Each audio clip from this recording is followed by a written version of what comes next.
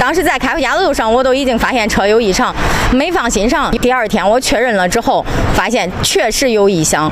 我去到 4S 店之后，他们维修师傅说车确实存在异响，但是不知道异响在哪儿。刚提的新车就发现有异响，4S 店却要拆车检查，这让女车主心里十分的难过，希望可以换车，可是却遭到了 4S 店的拒绝。那么这究竟是发生了什么事情？为何刚提的新车会出现异响，而 4S 店又不愿给车主换车呢？长按点赞加关注，我们接着往下看。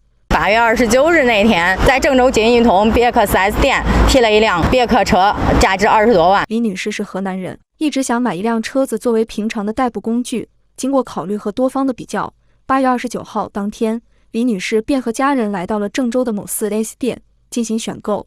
当天在销售的介绍下，李女士一眼看中了自己喜欢的车型，该辆车的价格是20万出头。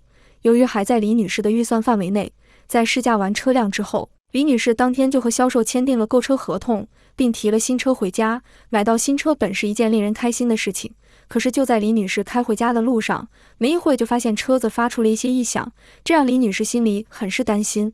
不过一想一会又没了，李女士也并没有放在心上。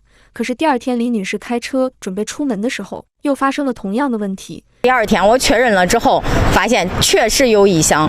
我去到 4S 店之后，他们维修师傅说车确实存在异响，但是不知道异响在哪儿，需要拆我的车顶棚。如果不是顶棚，需要拆车门；如果不是车门，需要拆前面的那个操控台，一步一步拆下去，就这样盲目的去拆我的车。提车当天新车就发出异响，女子大意并没有在意，可是没想到第二天就发出了持续的异常，这让女车主心里十分的纳闷。于是急忙将车子开到了 4S 店进行检测，经过维修师傅的测试，发现车子的确存在异响，但是具体是哪里发出的，他们需要对车子进行拆检。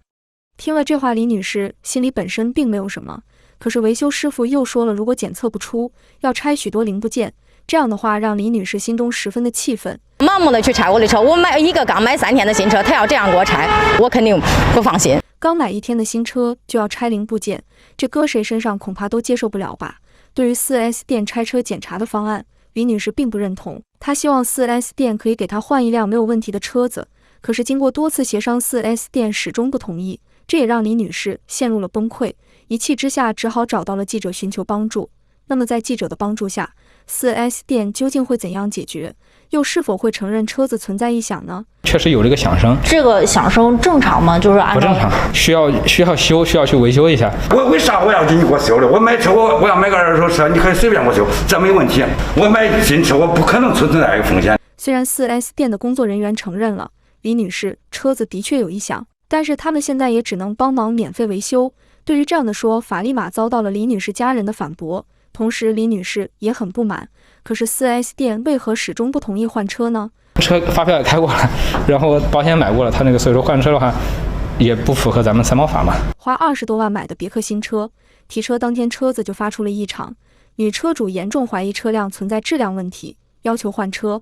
可是 4S 店在承认有异常的同时，还是不同意李女士的换车诉求，而理由就是不符合三包法退换的规定，这让李女士不知该如何是好。如果说简单的垫一垫或怎么样，这些我都能接受。我们一个新车，你给我拆完之后再给我重新组装回去，它不是说坏了不坏了问题。我觉得这个车本身出厂它就存在着问题，然后我现在我觉得我不接受一个有问题的车。对于李女士的说法，相信是每位车主都担心的地方。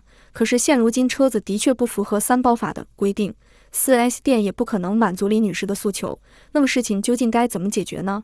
随后经过记者的协商， 4S 店的工作人员也表示，他们目前检测的异响声是从车顶上发出的，肯定是要扒开看一看是什么问题，不然也没有办法解决，更是不知道具体的问题。